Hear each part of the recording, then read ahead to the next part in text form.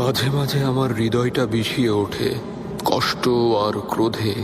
আমার জিহ্বা অসাড় হয়ে আসে, ভেতরটা এক অজানা ভাবনার সাগরে ডুবে যায়, কোনো অচেনা জগতে। আর তখনই আমি রুমির মসনবীর কথা স্মরণ করি নিজের জন্য।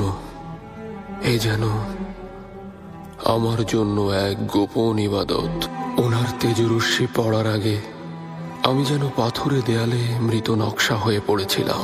সেদিন শিকারের খোঁজে বেরিয়ে তিনি আমার খোঁজ পেলেন, সেই একই সুর বাজাতে বললেন। সেই থেকে আমি আছি ওনার সহচর হয়ে।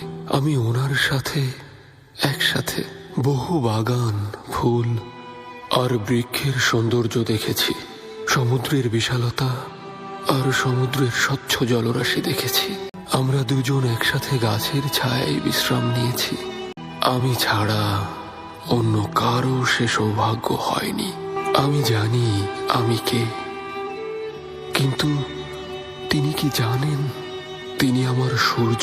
তিনি জানেন না মৃত্যু অনিবার্য জেনেও আগুনের পানে ছুটতে থাকা পতঙ্গ আমি সূর্যের দিকে ধাবমান গলিত ডানার ইকারুস।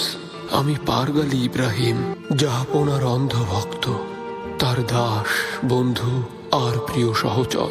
একসাথে বহু সময় পাড়ি দিয়েছি, যুদ্ধের ময়দানে সহযোদ্ধা হয়ে লড়েছি আর বিজয়ী হয়েছি। বহু ঋতু, বহু বছর, বহু শহর, বহু পথ আমরা একসাথে পাড়ি দিয়েছি। অতীতের পাতা উল্টে শুধু আমাদের বন্ধুত্বের গল্প খুঁজে পেয়েছি। নিজেকে বারংবার আমি একই কথা বলেছি, আমার সামনে মৃত্যু এসে দাঁড়ালেও এই স্বর্ণালী স্মৃতি আমি ভুলব না।